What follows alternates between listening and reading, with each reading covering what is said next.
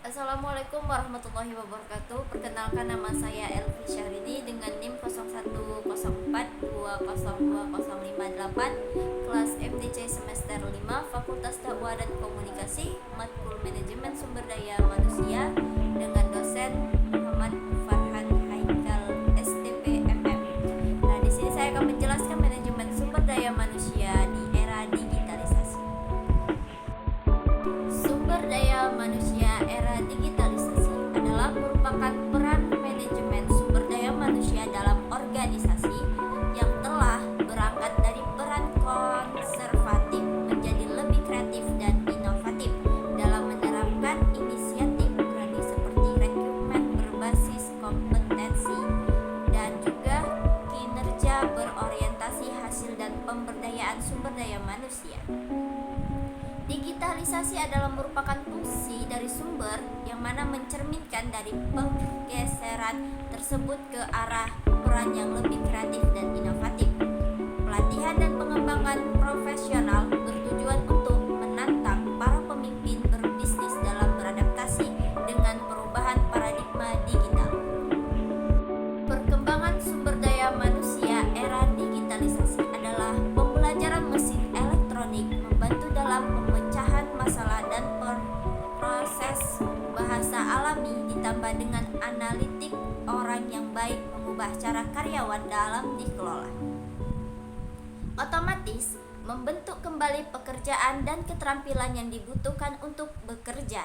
Di era digital, keterampilan kognitif dan sosio perilaku kurang, sementara kemampuan beradaptasi, kreativitas, dan pemikiran kritis memang atribut utama karyawan yang kontemporer.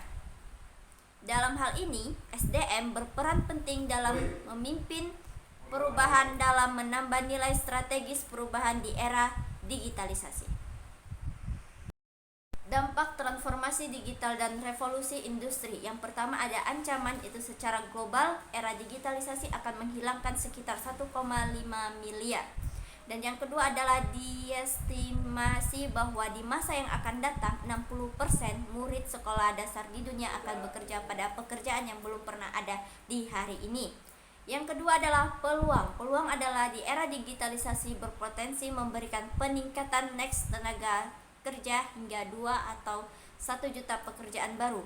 Yang kedua, terdapat potensi pengurangan emisi karbon kira-kira sekitar 26 miliar markiston dan 3 industri elektronik dan 15,8 miliar logistik dan 9,9 miliar dan otomatis akan bertambah di tahun-tahun berikutnya. Gejala-gejala transformasi digital di Indonesia yang salah satunya adalah berbagai macam munculnya bisnis elektronik yang konvensional, yaitu berupa Lazada, Bukalapak, Shopee, dan lain-lain berbagainya. Yang kedua adalah munculnya berbasis online yang menggantikan taksi dan ojek tradisional, yaitu berupa Grab, Drive, dan lain-lainnya.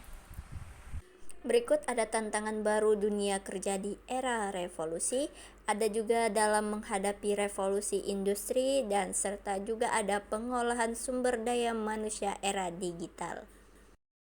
Pengaruh yang timbul di era digitalisasi. Yang pertama adalah dampak.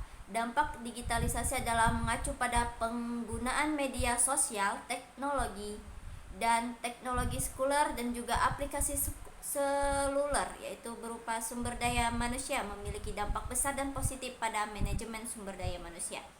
Yang kedua adalah tantangan. Nah, tantangannya adalah lebih merupakan cerminan dari tidak memiliki strategi yang jelas sebagai organisasi dibandingkan dengan tantangan yang terkait erat dengan digitalisasi.